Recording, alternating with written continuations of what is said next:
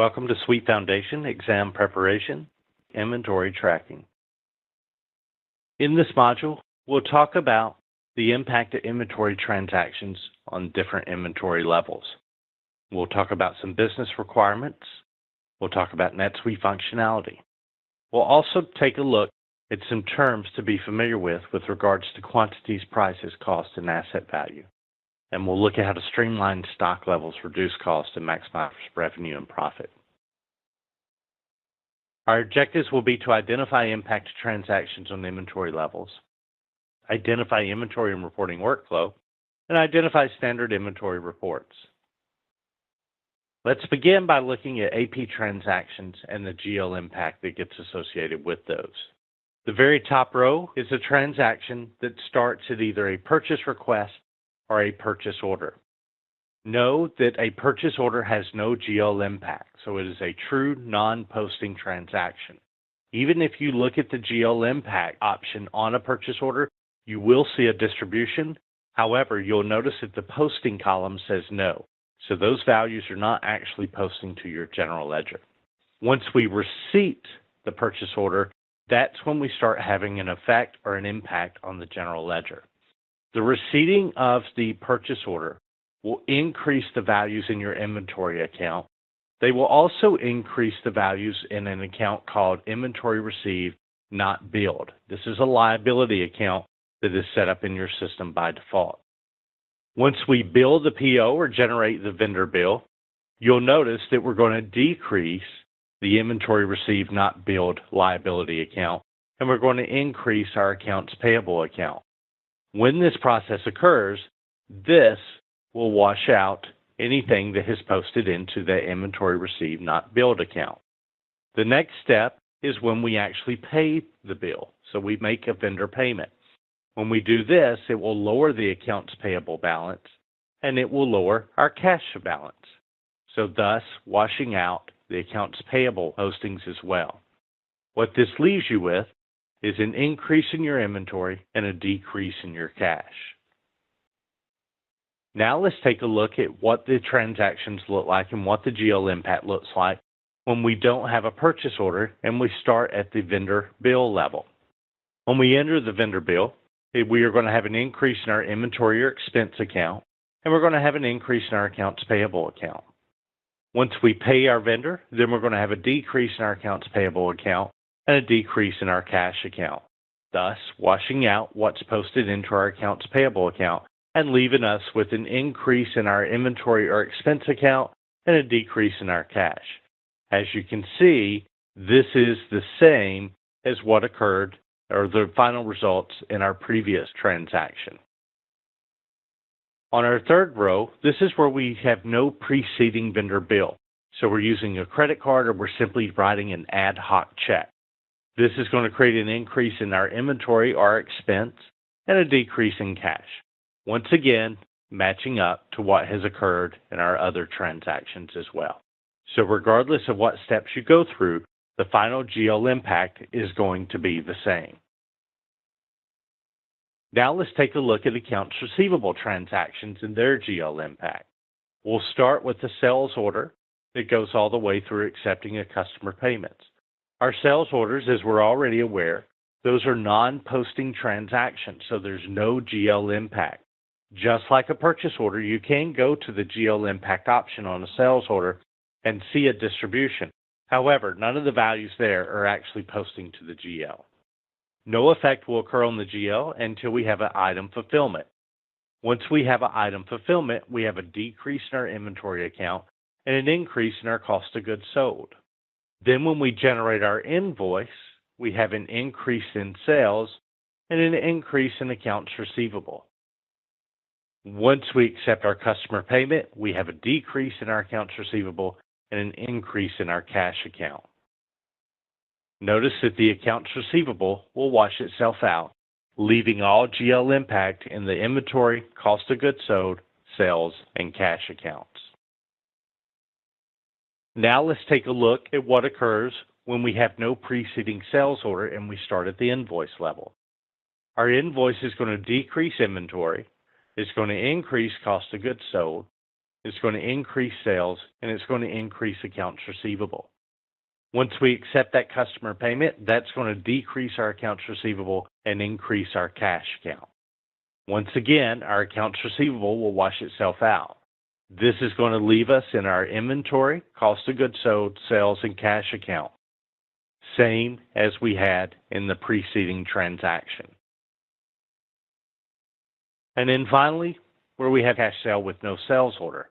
Notice when the cash sale goes in, we hit our inventory account, we decrease, we increase our cost of goods sold, increase our sales, and increase our cash, the same as we had in our other transactions. So much like with the AP transactions and their GL impact, the final result on your GL and AR is going to be the same regardless of which process you go through. Some multi-location inventory considerations. Remember, if multi-location inventory is turned on, that is a global setting. So if you have multiple subsidiaries and you work in a one world account, that will be on. Once enabled and transactions are posted, it's very difficult to turn off. If you need to do this, do it in a demo account, not a live account. However, if you are in a situation where you need to turn it off, I highly recommend that you discuss this with the support team. Item records can be shared among subsidiaries. What is not shared by subsidiaries? Locations, your on-hand stock, and your costing of inventory. As a side note, your costing of inventory is based on the cost when you receipted it. When multi-location inventory is enabled, cost is tracked per item, per location. Key point here, it is not tracked at the bin location. So not at the bin level, but at the location level. Bins are sub-locations within a location. They can be shared by items, are not unique to each item. Like locations can be owned by one subsidiary only, and items costing is tracked at the location, not at the bin level. Here's an exercise with regards to bins. You'll enable multi-location inventory and bin features. Navigate to List, Supply Chains, Bins, and New, and create some bins. Assign some items to bins. Then access and review the Bin Put Away worksheet. Where might I find the Bin Put Away worksheet? This will be found under your Transactions menu. You also, in demo account, may have to enter and receipt a PO in order to see an item on the Bin Put Away worksheet. This is because the Bin Put Away worksheet will only reflect items that have on-hand quantities that have not been associated with a bin location. Let's take a look at the Adjust Inventory and the Adjust Inventory worksheet in our system. Let's begin by looking at the Adjust Inventory. If I go to Transactions and we go to Inventory, our very first option is Adjust Inventory. Adjust Inventory is inclusive of what you have on hand. So if my system shows that I have 10 of a particular t-shirt on hand, yet when I do a physical count, I realize that I have 12, I would want to adjust it by a +2 to increase it. If I were to do a physical count and I had 7, then I would want to do a -3 to bring it down from 10. So just remember, Adjust Inventory is actually inclusive of what you currently have on hand, and therefore you need to put in just the difference to get it to the correct level. The Adjust Inventory will allow you to adjust serialized and lot numbered items. Now let's take a look at the Adjust Inventory worksheet. If I go to Transactions, Inventory, and Adjust Inventory worksheet. Similar to the Adjust Inventory page, but the Adjust Inventory worksheet is exclusive of what you have on hand. So when we look at this worksheet, if the system shows I have 10 t-shirts on hand, yet I only have 7 actually in the warehouse, then I want to enter a quantity of 7. This is because it will erase what is currently shown on hand in the system and replace it with the value that's there. So it is exclusive of what you have on hand. One thing to note about the Adjust Inventory worksheet, if you use LIFO or FIFO costing on your items, After you use the Adjust Inventory worksheet, it will remove that and change it to average. So be careful if you intend to use this worksheet. Our Adjust Inventory page that we were looking at previously will preserve that LIFO and FIFO information. In addition, the Adjust Inventory worksheet does not allow you to make adjustments to serialized or lot numbered items. The Adjust Inventory, this allows us to change the quantity and the value of your inventory with consideration to what is on hand. This is under Transactions, Inventory, and Adjust Inventory. You enter in your subsidiary and your adjustment account. At the line level in the item field, select the item you want to adjust inventory. Define all required column fields. Remember, if LIFO or FIFO are your costing methods, the costing method is preserved. And note that lot numbered and serialized inventory items are visible. Adjust Inventory worksheet. This changes your inventory quantity value, which is exclusive of your quantity on hand. This is under Transactions, Inventory, Adjust Inventory worksheet. Once there, enter the required information. If you're using LIFO or FIFO costing method, the costing method is reset to average, so your costing history is lost. Note that lot numbered and serialized inventory items will not be visible in the worksheet. If you need to do adjustments there, you will want to use the Adjust Inventory transaction. So the Adjust Inventory versus the Adjust Inventory worksheet. Adjust Inventory is inclusive of the previous stock total, so considers the on-hand quantity. Add or subtracts quantities to the previous inventory count. Lot numbered and serialized inventory items are visible in the Adjust Inventory transaction. The Adjust Inventory worksheet is exclusive of previous stock totals, does not consider the on-hand quantity, and resets the inventory count to the quantity entered on the date of the worksheet. Some best practices with regards to items in inventory. If you are not using inventory, then do not enable the feature. Do not specify a location on an item record. If multi-location inventory is required, then it is recommended that having the multi-location inventory feature enabled and then import your items. If you enable the multi-location inventory feature and distribute items, you cannot disable the feature without contacting customer support and getting their assistance. NetSuite is an integrated system from procurement to sales with reporting at the center. So, tracks quantity, value, and commitment of items you purchase and sell. A key term would be that of committed. Committed means those quantities are no longer available to sell, but inventory has not been relieved at this point.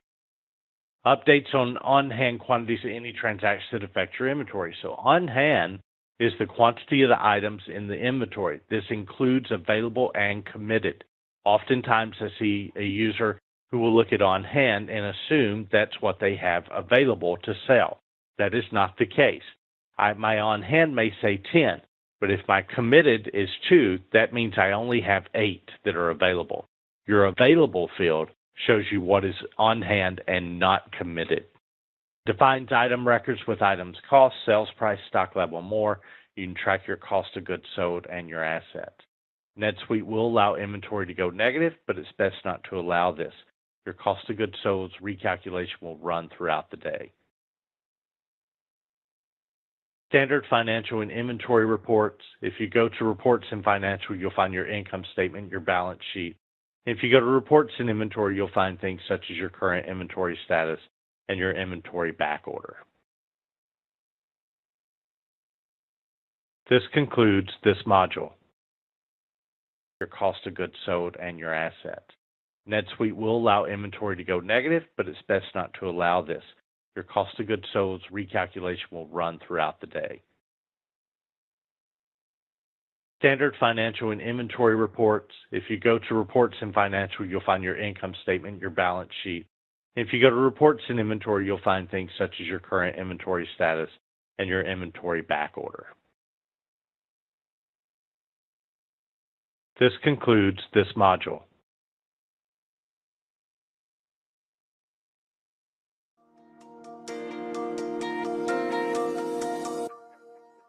Welcome to SuiteFoundation Exam Preparation, Incorporate Marketing and E-Commerce. What are the other ways to connect with the public and extend your NetSuite functionality? We're going to talk about how NetSuite can accommodate multi-channel marketing campaigns, and we'll also talk about the building of a website to connect and sell to your customers. Our objectives in this module will be to consider the benefits of NetSuite marketing features, identify NetSuite's e-commerce features, locate additional NetSuite resources to assist with the incorporating of marketing and e-commerce in your implementation. Marketing automation works across many areas of your NetSuite account. This is including the CRM system and the Salesforce automation system. Set up marketing automation and use the associated tools to meet your requirements. You can work with lead management. You can reach your customers effectively, create targeted and customizable templates for email marketing. You can consider your audience that you're marketing to. You can use different marketing events, and we can drive your sales and get real-time numbers.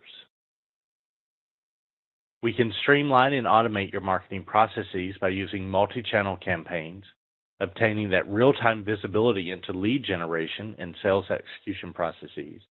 This allows us to prime your sales pipeline and track the effectiveness of your marketing efforts.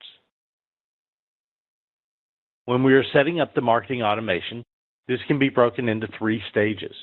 The framing of the campaign automation. This is where we set up the configuration of how we want the marketing automation system to process and defining the preferences and values for campaign data management.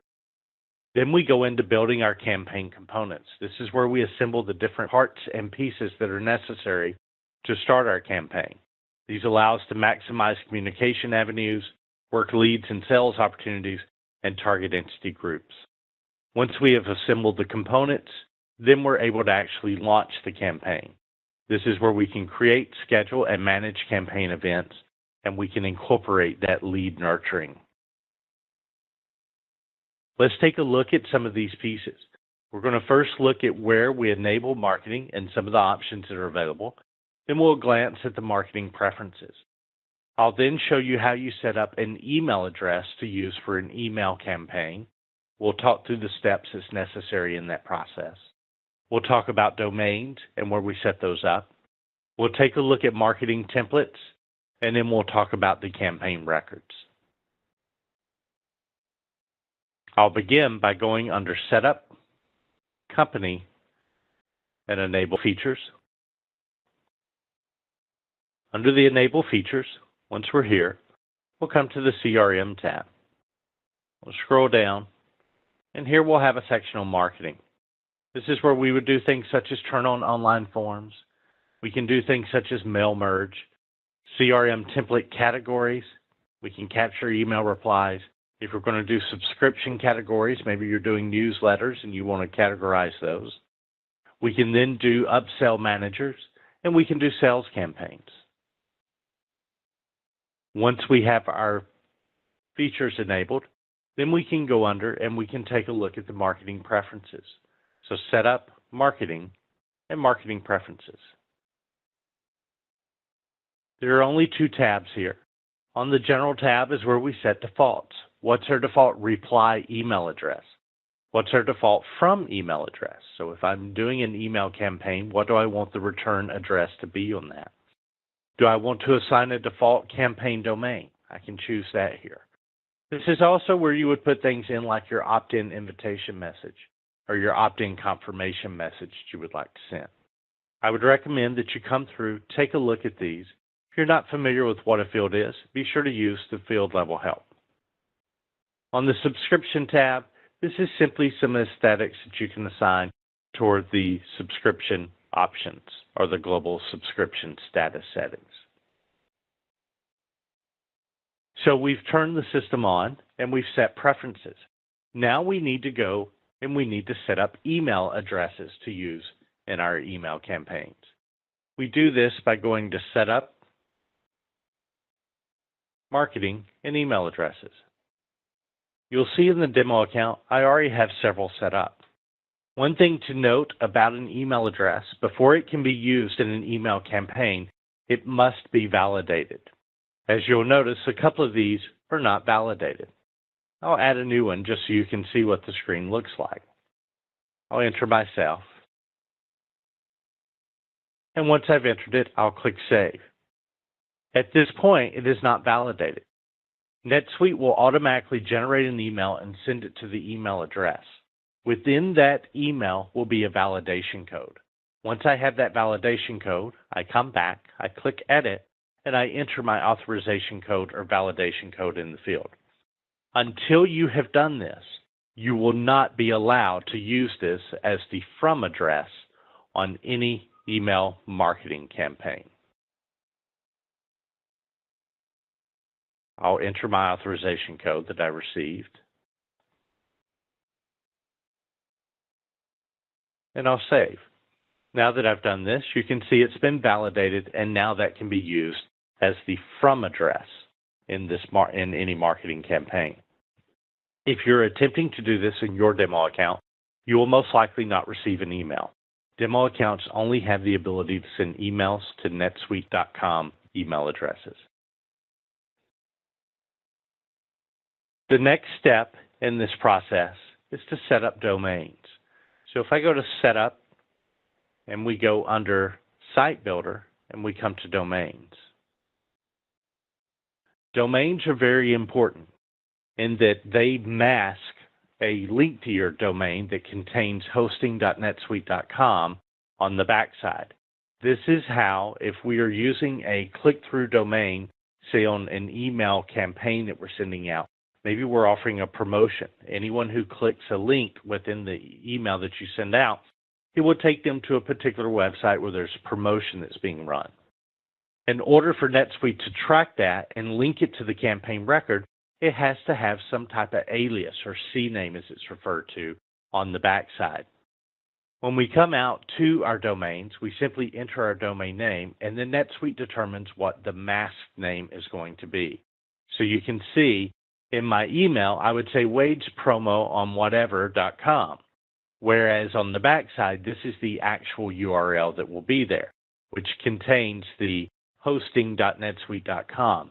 And this is what links it to our campaign record. If we did not have that linkage, we would not have the ability on the campaign record to see if anyone is clicking through to that promotion site.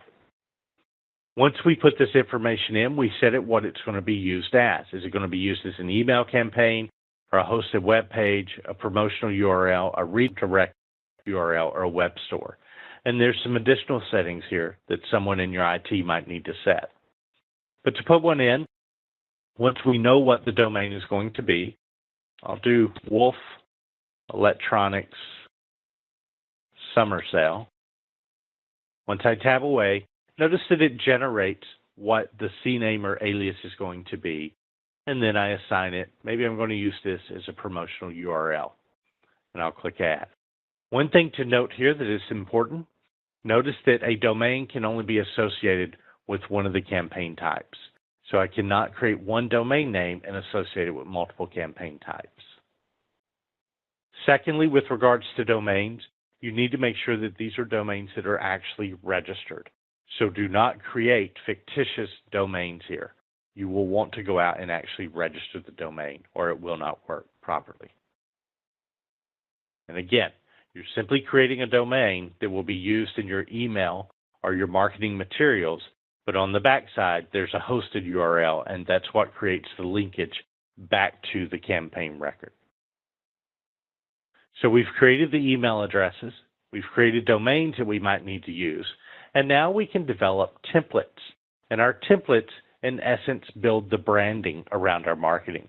It's important that you use templates because your customers will grow to recognize the templates. So in order to set up our templates, we can either build those in an HTML editor external of NetSuite, or we can use the HTML editor within NetSuite and build them directly in the system. Templates are found under the List menu. So if I go to List, Marketing, and here are my marketing templates. You can see in this demonstration account that I'm working in, I already have several in the system. We'll take a look at this one, the Impressivo promotion. We'll open it up, I can click on the link, and we can see this is what the template looks like for this particular campaign that was run. This one was most likely created external of the system. We can convert it to scriptable, which means once it's imported into the system, I can then bring it in and I can make adjustments to it here directly within my screens.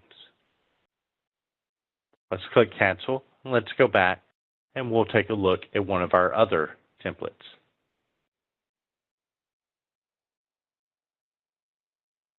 We'll do the cloud computing. Once again, this is one that was created external of NetSuite in some type of HTML editor, and then it was uploaded into the system. As you can see here, we can take a look at it, and it as well can be converted to a scriptable template also.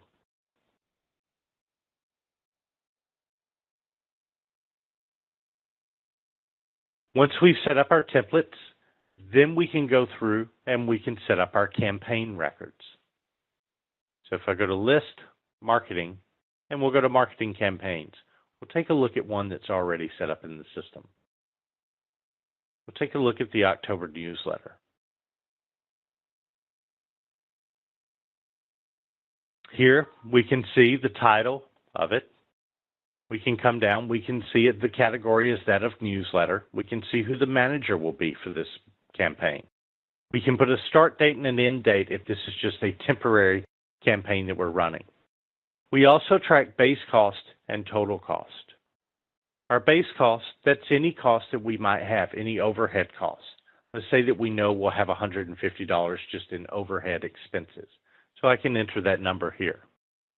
Our total cost will incorporate not only base costs, but it'll incorporate any event costs that are here. So if we look at the event cost, I might set it to one of our templates. I might say the monthly special, convert it. We'll say it's a subscription to the newsletter.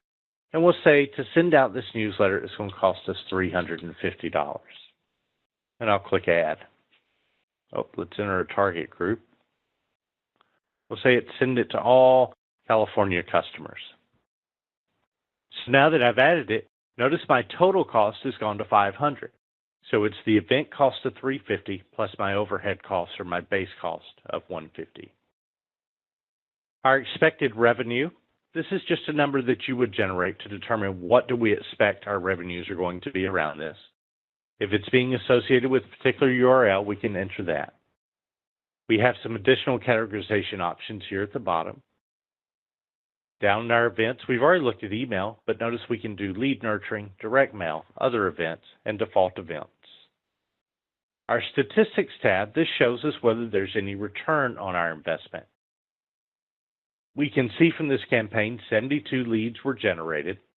There were 9 numbers of purchasers, so 9 people actually purchased something. We can see our return on investment, which appears to be pretty good, what our profit was. So this is where we're able to see, is this marketing campaign actually paying off in the end? Many times companies run marketing campaigns but don't have the ability to track whether any money is coming in from that campaign. If you can't track if money is coming in from the campaign, you have no idea to know whether you are spending money for no return or whether it is actually viable and paying through well. I'll go ahead and click Save on my event record. Now let's talk about e-commerce in NetSuite. So NetSuite's e-commerce functionality enables you to bridge ERP and your CRM system. We can build and deploy a simple website or a fully functional e-commerce site through NetSuite. We can set up these to organize and maintain our web presence, and the content's always current and easy to navigate and make adjustments to. You can manage your web presence with current content and easy navigation, synchronize and improve visibility across your business to facilitate shopping, selling, accounting, and customer service. We can use it to capture lead information, and you can report on your web activities along with other reporting functions. This is a web order to payment process we have laid out.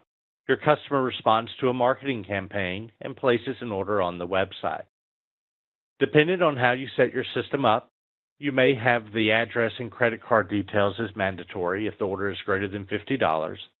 Maybe the sales manager must approve the order, and the credit card is pre-authorized with the provider at that time. So the customer's credit card is validated and approved, the sales order is accepted, and the inventory is allocated.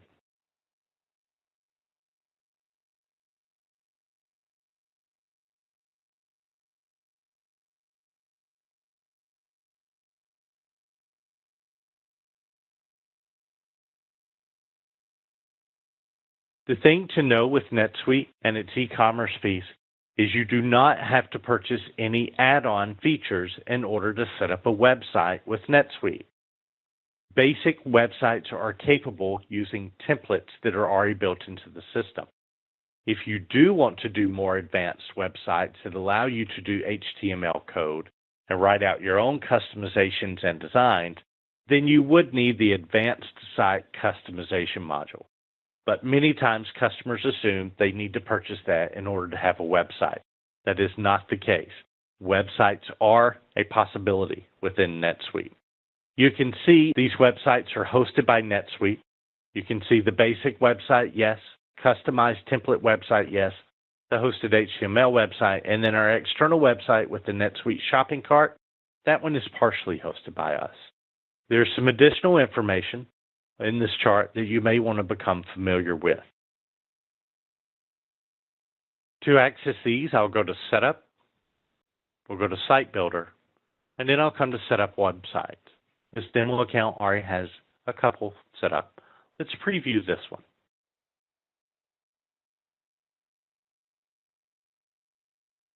I'll enlarge.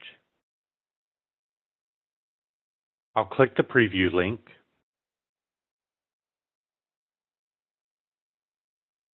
And as you can see, this is a template-based website that may be set up very easily within NetSuite without any additional add-ons. I also have a second one here that we'll pull up. This one's a little more advanced, but once again, still template-based. There's an additional chart, this is in your workbooks as well, that will give you some additional differences or nuances between the different options. I would recommend that you go through and become familiar with this information as well.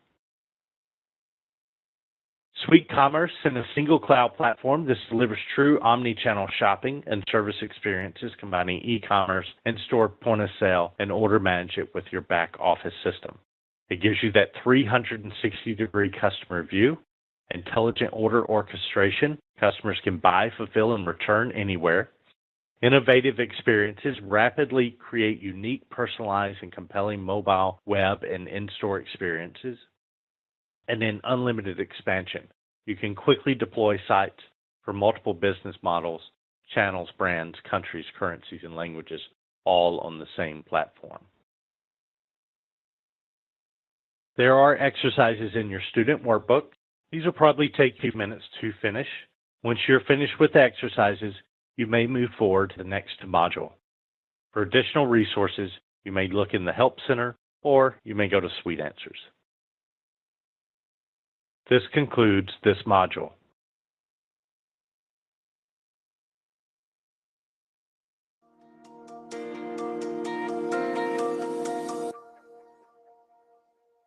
Welcome to SuiteFoundation Exam Preparation, Audit and System Notes. In this module, we'll talk about the different audit reports that you have available to you.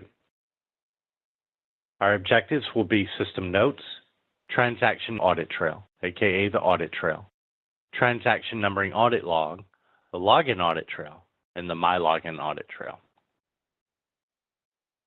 System notes are automatically logged for every record in NetSuite, including new custom record types. This includes CRM, item, and etc. They cannot be modified and only removed when their associated record is deleted. They can be searched using a saved search.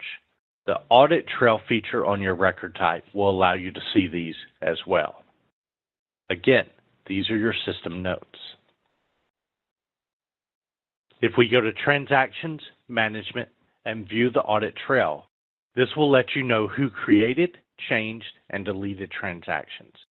You may search by user, by action, by date, by transaction, or by account. Our transaction numbering audit log can be located by going to Transactions, Management, Transaction Numbering Audit Log. The Transaction Numbering Audit Log provides a complete list of every internal transaction number, including the numbers that were assigned to transactions that may have been deleted or failed to be created. Transactions such as these include cash sales that failed due to problems with credit card processing. It is necessary to turn this feature on under Setup Company and Enable Features in order to be able to track this information.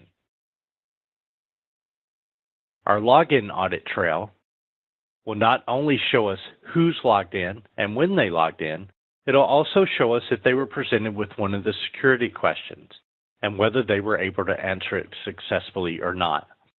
This can be accessed by going to Setup tab, User Roles, and view the login audit trail. And finally, we have the My Login Audit portlet, which we looked at in a previous module. Remember, this is personal to the user only, and it's a nice portlet to have up and keep your eye on for security reasons. You can quickly see if someone has attempted to log into your system prior to your logging in and give you the ability to notify security or change your password if necessary. There are exercises in your student workbook. Once you're finished with the exercises, you may move forward to the next module. This concludes this module.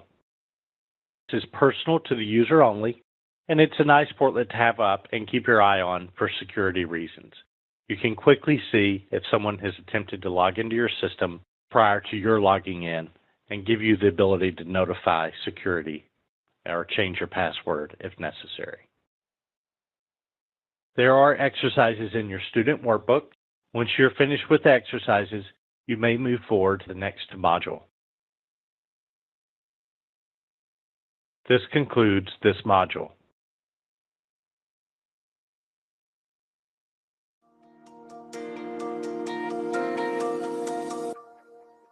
Welcome to SuiteFoundation Exam Preparation, Data Management.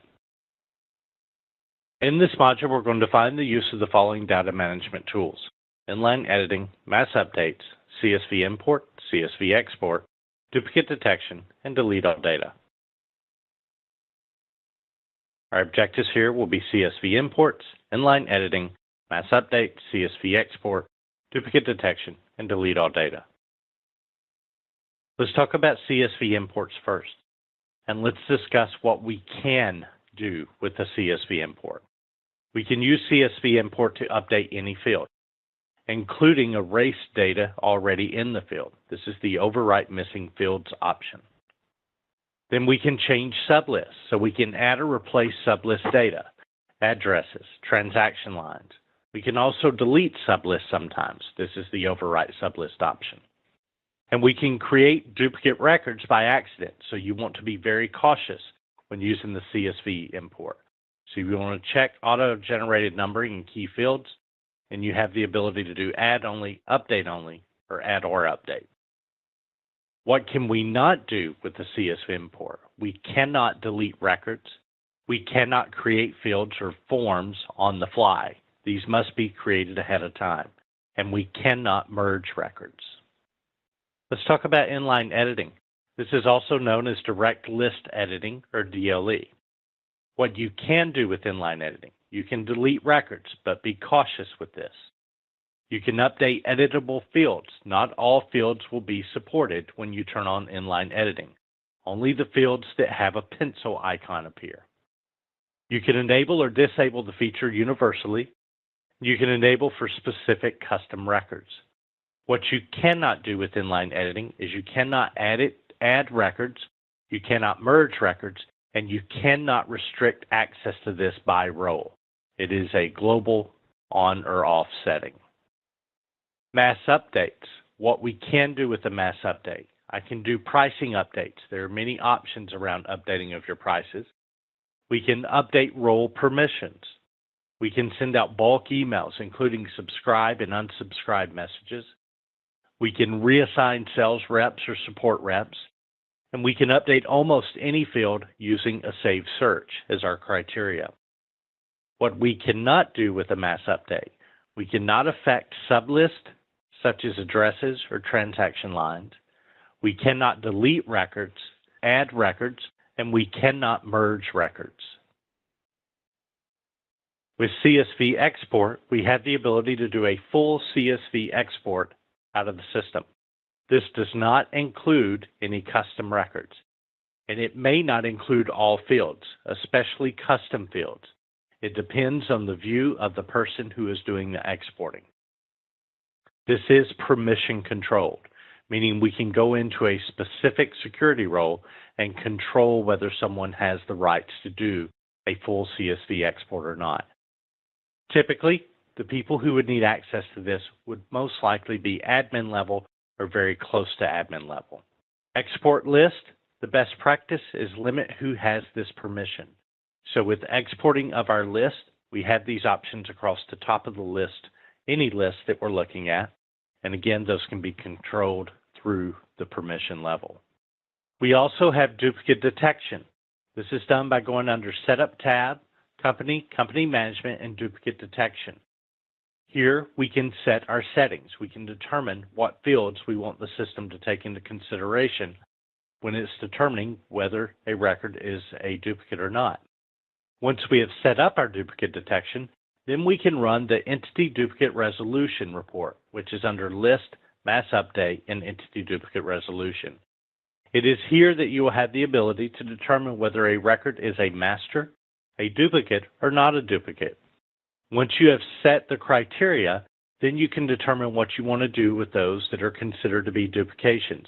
There is a multitude of merge types available in the merge type dropdown on this report. We have the delete all data option. The delete all data option is only visible in our sandbox account or in our demo account. This will not be visible within your production account. This is under Setup tab, Company, and Delete All Data. This will return your NetSuite shell to an empty database. So be cautious if using this. Be sure that you actually do want to remove that information. If this is something that you need access to in your live or production account, only administrators can request it. You must contact support. You have to fill out some paperwork and an agreement. Once that's been handled, then the function will be added to your live or production account. If the functionality is not used within 7 days, it will automatically disappear out of your account again. So again, you will not see this in your live or production account. It can be requested if you need it. However, you do have to contact support. Be sure that this is something you're going to need because it cannot restore your data once it's been deleted out. You also have list, mass updates, and delete all transactions. This will require a NetSuite support case as well. And in controlling employee access to the system, you can consider IP address restrictions, so you can require that your employees be within a certain IP address in order to log in. This might be useful if you want to force your employees to use VPN. Well, you should limit administrator access. We suggest you have 2 people who have the administrative right. Not everyone needs it. No one should use it as their default everyday role. If an employee will be terminated, remove NetSuite access on time before termination. Scripts are a good way to automate this if future dated. It is vital that you go to the Access tab and uncheck the Give Access box to remove one's access. Simply setting an employee to inactive is not going to remove their access to the system. But by removing access, we'll remove all their security roles, therefore not allowing them to log in. If you browse to the Support tab and then go to Suite Answers, there's an article by the title of Best Practices for NetSuite Administrators, and this article will cover all of this information in more detail. This concludes this module. Box to remove one's access. Simply setting an employee to inactive is not going to remove their access to the system. But by removing access, we'll remove all their security roles, therefore not allowing them to log in. If you browse to the Support tab and then go to Suite Answers, there's an article by the title of Best Practices for NetSuite Administrators, and this article will cover all of this information in more detail. This concludes this module.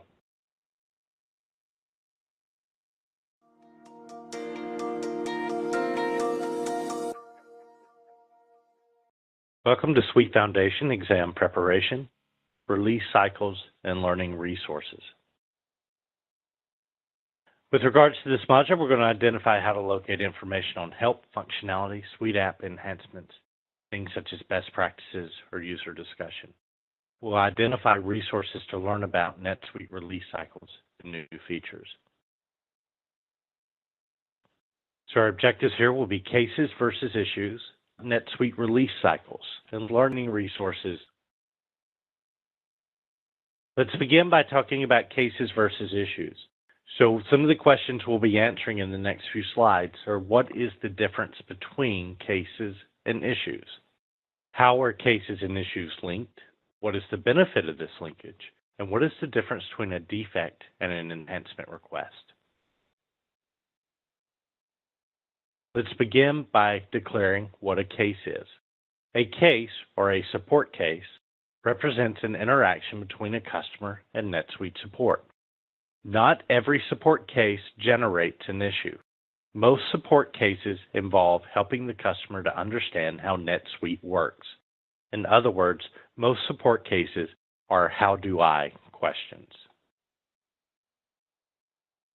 An issue represents a defect or an enhancement that's related to the product. So a defect is when NetSuite software does not perform as designed.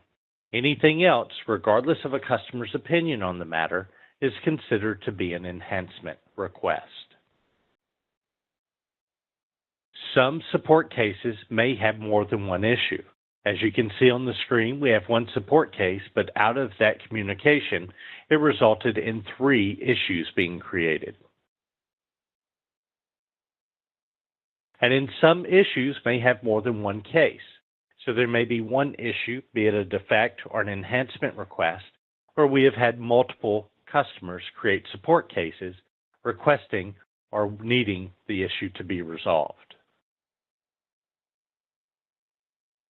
So what are the benefits between this linkage? This allows NetSuite to see cases and issues on a customer record. It allows product management to see issues in the context of interested customers. So case count per issue or link from issue to customer. Customers can see filed issues in their NetSuite Support Center, and the enhancement database voting becomes enabled. The NetSuite Support Center view, this is on our Support tab. We assign the NetSuite Support Center role to an employee record and customer production account.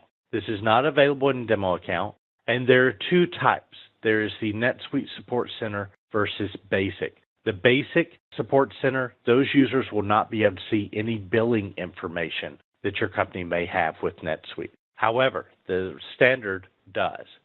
We can navigate to the Support tab and the NetSuite Account Center.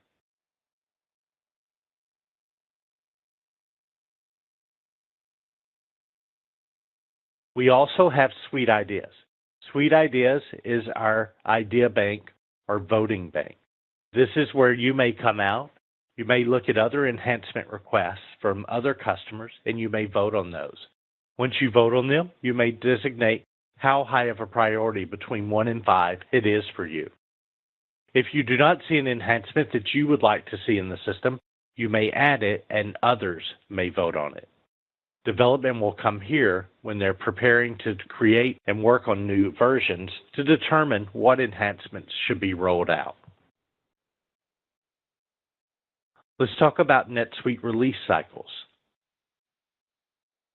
We're going to identify resources to learn about the NetSuite release cycles and new features. We'll talk about the types of releases, and we'll also talk about phased release, life cycle of enhancements, and the release preview that's available. Within your NetSuite account, you're able to go to the Home dashboard, and at the very bottom, you can see the version number that you're currently working in. NetSuite releases new versions using 2 types of releases. We have what's called a feature release. Feature releases occur twice a year. Typically, they're at the end of Q1 and near the end of Q3. They are always assigned a new version number. They contain a set of new features and a collection of lower priority bug fixes, and are always released into production using our phased release process. Then we have e-fix releases. These happen in between the feature releases. These generally contain only customer-reported bug fixes which cannot wait until the next feature release, and they always have a new version number. Only the fourth number in the version will actually change, as you can see in the examples there. They are generally released without service downtime and are never phased. Everyone receives the e-fix releases at the same time. Our phased release, NetSuite upgrades customer databases in phases. There's 2 different code versions running in the production environment. It allows our support and development to fix issues before affecting larger numbers of customers. Each phase runs live on the new code version for 1 to 3 weeks. This phase release mode is typically completed within 2 months. Customers are rotated through the phases, will not always be the same with each phase. So NetSuite and early adopter volunteers always go first, and customers are notified in their new release portlet of their release preview and their upgrade dates. The life cycle of enhancements, the issue record with the type of enhancement are used for collecting all requests for new product functionality. This is completely new features or enhancements to existing functionality. When an enhancement requests are linked to customer support cases for two-way visibility. All enhancement request issues are routed to and owned by the product managers. Product managers organize and prioritize enhancement requests. Enhancements are reviewed in the context of product strategy, competitive analysis, and cost to implement and support the functionality. We also offer what's called Release Preview Participation. This is our beta program. So we Release Preview program allows early viewing of new features and testing of workflows, provides an account on the latest version with your data. Communication about the release occurs upon login to the live NetSuite account for administrators and additional named users. Bugs found in the release preview take priority over others. Sample test plans are available. The new release portal indicates when your account will be upgraded, when your release preview is scheduled, and links to the sneak peeks, training, release notes, and the test plan. Let's talk about some training resources that are available to you. Some additional training resources would be the Suite Answers, Learning Center, our user groups, or the help. If you go to netsuite.com and you click on Services and then Training, here we can find a list of the different courses that are available to you. You can look at them through Course Catalog. You can search them through Course Finder. We even allow or even have role-based training. So you can look up your role within your company and see what training we recommend. You also have the ability to log into NetSuite, any account, if you go to the Support tab in the Suite Answers portlet. Once you're in the Suite Answers portlet, you have the access to a full suite of training videos. The Getting Started videos is a great place to send your new users at your company to get them comfortable with logging in and navigating through NetSuite. Don't forget that you can click Help on the top right of your system. And once in Help, you can search that repository of articles to find anything in particular that you may be looking for. We also offer our user groups. This is a peer-to-peer network which allows you to ask questions and get answers from those who are working in the same vertical as you. You log into the NetSuite account and you navigate to the Support tab, User Groups. You need to register to the user group using the email address that you log into NetSuite with.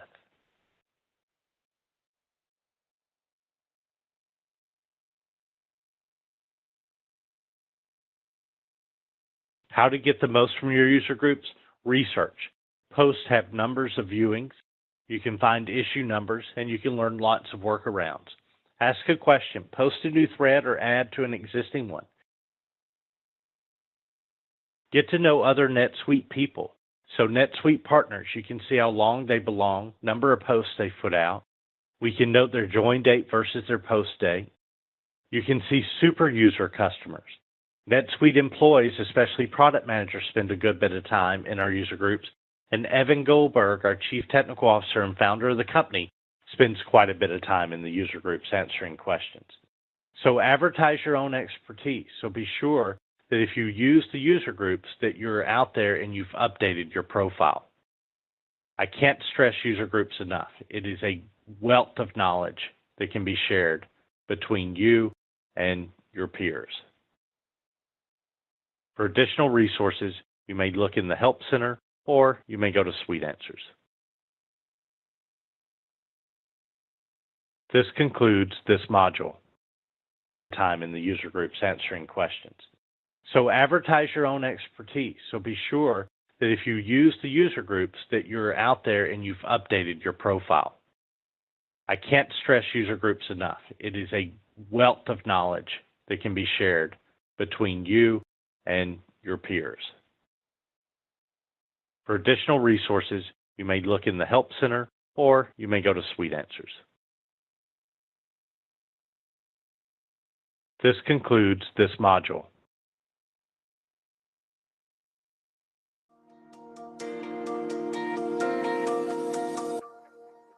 Welcome to SuiteFoundation Exam Preparation, Roles, Permissions, and Security. With regards to this module, roles are the foundation for data security within your NetSuite account. Some of the questions we will answer is what controls access to NetSuite, who is a user and what is a role, how do permissions control access, and how do I start working with roles? Our objectives will be to identify a user, examine an overview and impact of security roles, investigate the layers of an access on a role, and look at standard roles as the basis for a custom role. Data security is anchored in the defined user access that is based on users, roles, and permissions. A role is a defined access configuration of permissions that is assigned to each user. A user is any individual who has access to a NetSuite account. And then the center is the navigation path that gets assigned to that security role. So our role is nothing more than a collection of permissions. Not only do they determine what we can access, they determine what we can do once we access it. A user is not necessarily just an employee. If you're using the Customer Center, the Partner Center, or the Vendor Center, they're all considered to be a user as well because they are an individual who has access to your NetSuite account. And then again, our center is just the grouping of tabs that are across the top of the page when we log in. And these are assigned at the role level. So we've already kind of talked about what some of these settings are, but a set of standard roles is already provisioned within your NetSuite account. NetSuite recommends creating and assigning custom roles, which we'll cover in a later discussion. A role is a configured access that is assigned to users and defined by a set of permission. It's a level that's set for each granted permission and restrictions that modify permissions. So it goes back to what I was saying earlier, and that this is a group of permissions that not only control what data you can access, it governs what you can do with that data. So first, let's talk about the different levels of an access that are available. There are 4 levels available. There's the view level. So if I give you rights to go to, say, sales orders, and I give you view rights, or the view level, that means you can simply look at sales orders. You can't modify, you can't change, you can't delete, you can't create new. You can only view them. The second level would be create. If I give you rights to create a sales order, that means you can view existing sales orders and you can create new sales orders. But the one thing you cannot do is you cannot modify. So if I have the create level and I create a new sales order and I save it, then I realize that I did it incorrectly. I can't modify it because I don't have that right. I would have to get someone who has modify rights or at least edit rights to go in and modify it for me. Now, that's not necessarily a bad thing. You may have some temporary help that you've hired to come in to enter some new records into your system, but you've informed them if you make a mistake or if something looks wrong, you will need to come get me to correct it. That way it gives me the ability to double check that and make sure maybe they understand completely what they're supposed to be doing and make sure things are going properly. The third level is going to be the edit level. The edit level is gives us view rights, it gives me create rights, but it also gives me modify rights. So with edit, I can go in and modify any records that are in the system. The only thing I can't do with the edit level is delete a record. The only level that will allow you to delete a record is going to be full rights. So if I give you the full level, you can delete. Keep in mind when we talk about the deleting of a record has any child records or if it has any associated records cannot be deleted until those child records are either unlinked or the associated records are removed from the system. So for example, if I want to delete, say, a customer record, I can't do that unless I break the linkage between the contact records and I remove any transactional history that they may have. Then we have layers. So we've already talked about the first layer, and the first layer is just giving someone rights to go to a sales order, and in this case you can see permission to edit a sales order. That's layer one. The second layer is restrict to whose sales orders they can go to. Can I only go to mine and my subordinate sales orders, or can I go to anyone's? The third layer is going to be what we refer to as open fields. Open fields are typically fields that contain employee names. So a sales rep field or a customer support rep field. What type of restriction will we put around that? If I don't restrict those fields, then I'll have access or can select any sales rep or select any customer support rep from the field. If I do restrict that field, then I can only select based on the previous layer. I can only select names that appear, say, my own or my subordinates. And then the final layer is we have the ability to create a custom form. We spoke to custom forms in an earlier module, but custom forms may be used to hide fields, relabel fields, make fields mandatory. Once we've done that, we can assign the custom form to the security role, and therefore the user will be required to adhere to whatever the settings are within that particular form. Let's talk about centers for just a moment. Remember, as working under the administrator role, we work within what's called the classic center.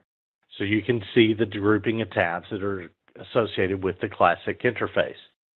We also had the finance center. We had the shipping center and the sales center. Remember that a user may change their center to reflect as the classic interface. This is done under their home and set preferences. There is a help article that will show each of the centers and what roles are associated with it. All centers will have these tabs in common: Home, Activities, Documents, and Setup. Now let's go into our demonstration account. We're going to take a look at just a standard role. We're going to look at how we can customize that role. And then we'll talk about the administrator role for just a few moments.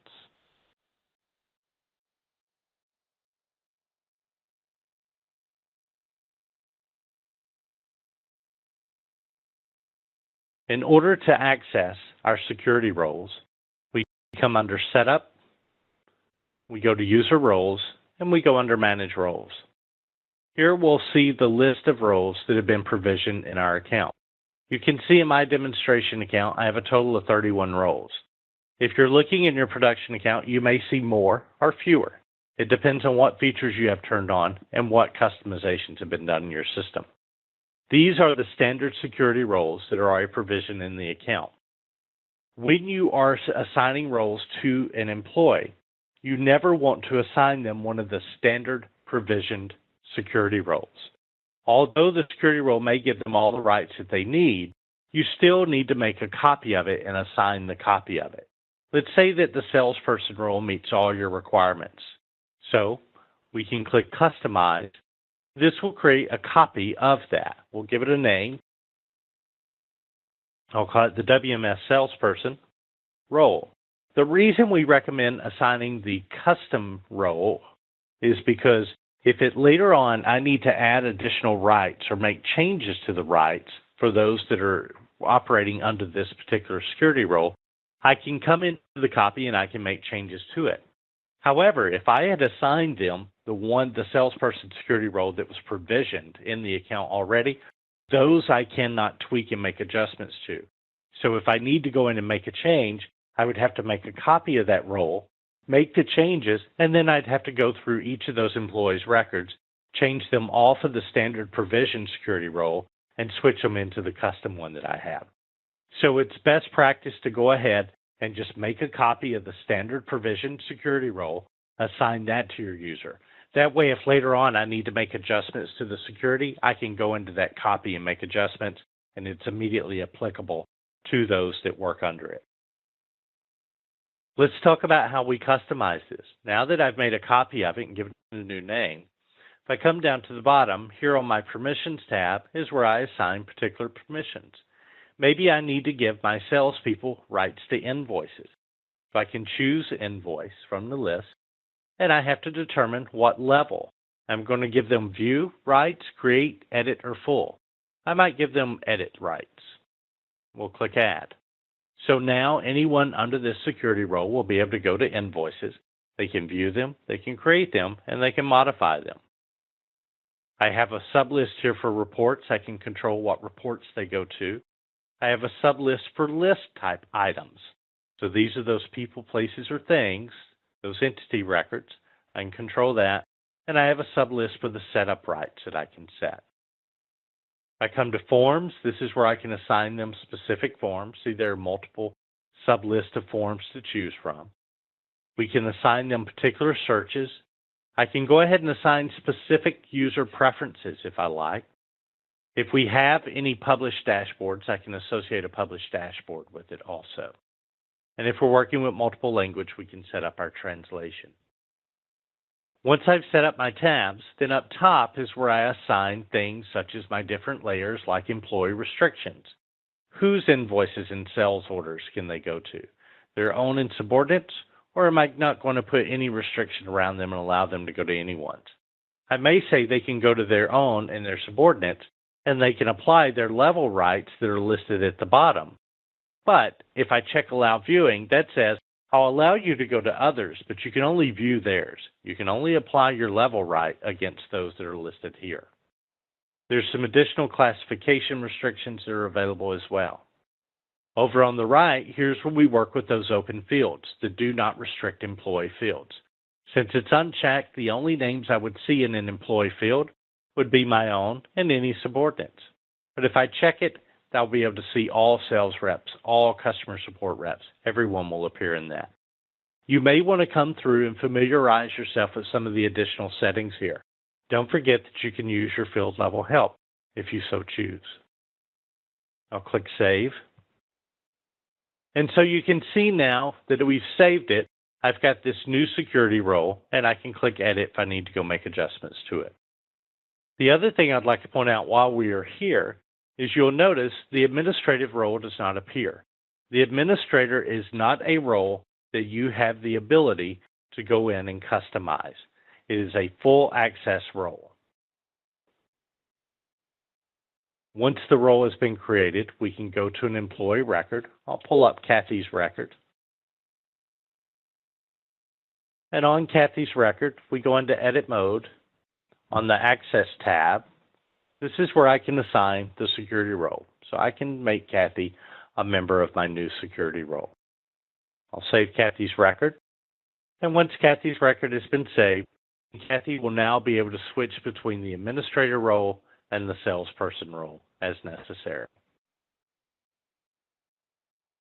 And then when Kathy needs to, she may go back to the administrator role.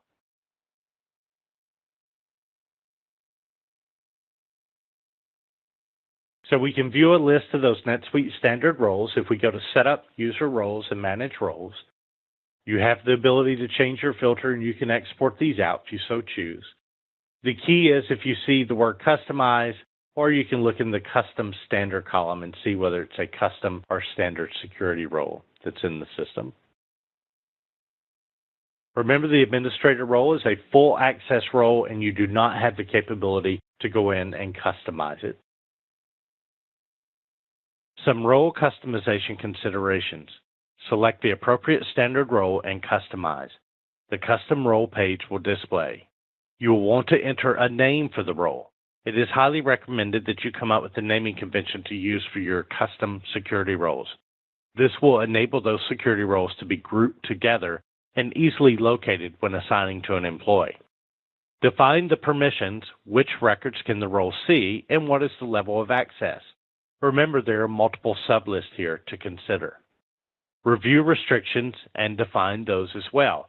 For example, whose records may the person access? Their own and subordinates only, or own, subordinate, and unassigned? Open fields, be sure to take into consideration whether you want to be able to view those or actually assign people to the open fields. Remember, open fields are any field that exposes an employee name. And then you have the ability to assign custom forms. So we can tailor the level of access you want to give to users by customizing the form, possibly hiding fields, rearranging fields, or changing the labeling on fields. This can be used to control the entry and the transaction forms as your users enter data into the system. Spend some time getting familiar with the other subtabs on a role. Searches allow us to set default searches to be used by users with this role. Preferences, the administrator can set preferences to the needs of a particular role. Preferences are also available under User Preferences. Dashboard, if you have published dashboards, you can assign those. And then if you're working with multiple language, you can use the translation option. Some best practices: do not assign standard roles to your users. They almost never meet the least privileges standard for a given function. Use NetSuite roles as a template to copy. Rename those custom roles with your company's prefix. Always weigh and evaluate reasons for assigning a user multiple roles or providing a single custom role that gives them access to everything they need. It may be easier for the user to have only one role. Design and test new and custom roles before assigning to users. Verify the user role has all permissions and access to necessary data from beginning to end of a process. Assign new and custom roles before a new user starts accessing the account. Do not rename a former employee to a new employee. If you do, the new employee will inherit all records of the former employee. And when an employee leaves, immediately remove their access to NetSuite. Mark them inactive. Also, you can remove roles in global permissions. But the key here is you want to go to the Access tab and uncheck the box that says Give Access. So this will remove access to the system, and this will keep them from having the capability to log in. There are exercises in your student workbook. Once you're finished with the exercises, you may move forward. For additional resources, you may look in the Help Center, or you may go to Suite Answers. This concludes this module.